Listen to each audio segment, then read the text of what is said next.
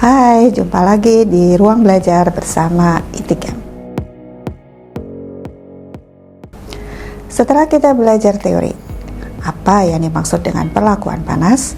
Yuk, sekarang kita simak bagaimana proses perlakuan panas dikerjakan di laboratorium atau industri. Siapkan 4 sampel baja, satu persatu, kemudian dimasukkan ke dalam dapur pemanas. Temperatur yang diterapkan pada proses perlakuan panas adalah 900 derajat Celcius. Masih ingat ya? Itu adalah temperatur yang berada pada daerah austenit, sehingga disebut dengan temperatur austenisasi. Setelah tercapai temperatur 900 derajat Celcius, kemudian sampel ditahan selama 30 menit dengan tujuan agar temperatur merata dari permukaan sampai dengan ke bagian dalam sampel.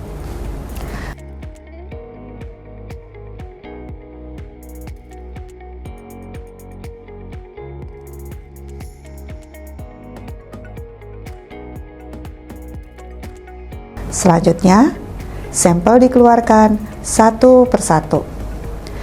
Sampel ke-1 dikeluarkan dari dalam furnace. Sampel ini akan mengalami pendinginan di udara bebas atau yang disebut dengan proses normalisasi atau normalizing.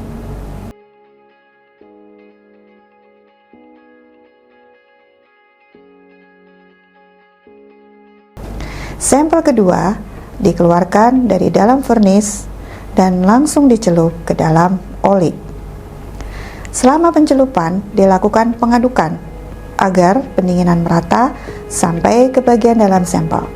Proses ini disebut dengan hardening.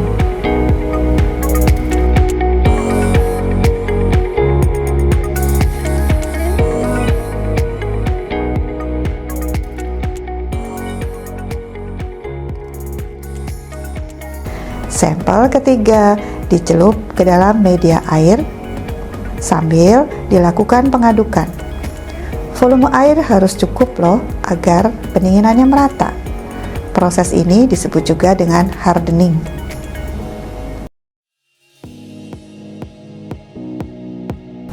Sampel keempat dibiarkan di dalam dapur pemanas. Kemudian temperatur dapur dimatikan sampai mencapai temperatur kamar. Proses ini disebut dengan annealing. Untuk mengurangi kegetasan ini dilakukan proses temper, di mana 2 sampel yang sudah dihardening kemudian dimasukkan ke dalam dapur.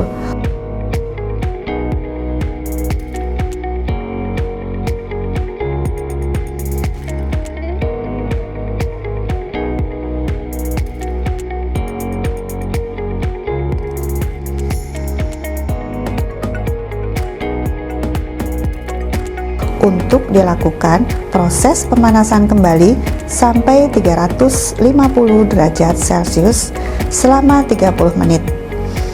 Kemudian didinginkan di udara terbuka.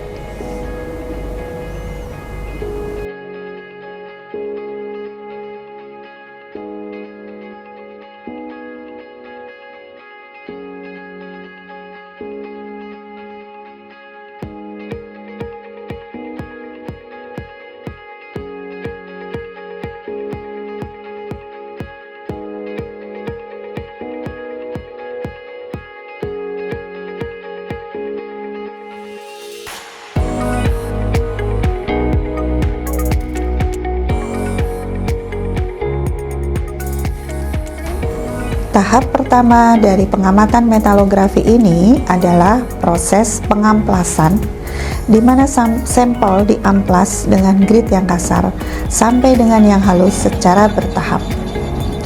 Selama pengamplasan, sampel harus selalu dialiri oleh air. Tahap berikutnya adalah proses polishing, di mana sampel digosok menggunakan alas yang halus, bisa menggunakan kain kanebo atau kain buludru. Media yang digunakan adalah pasta alumina.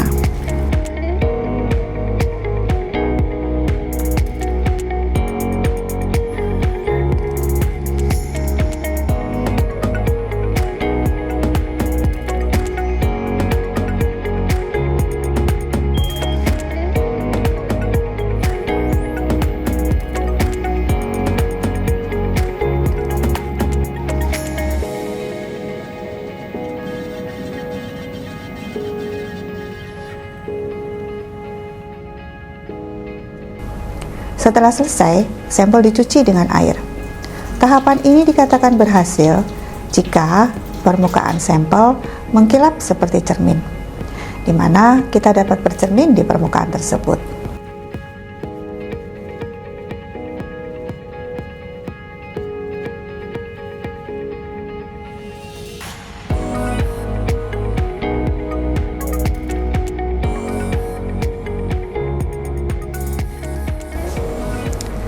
Tahap berikutnya adalah proses etsa yang dilakukan dengan menggunakan media kimia dengan tujuan untuk mengikis permukaan logam sehingga akan tampak morfologi dan struktur mikro sampel.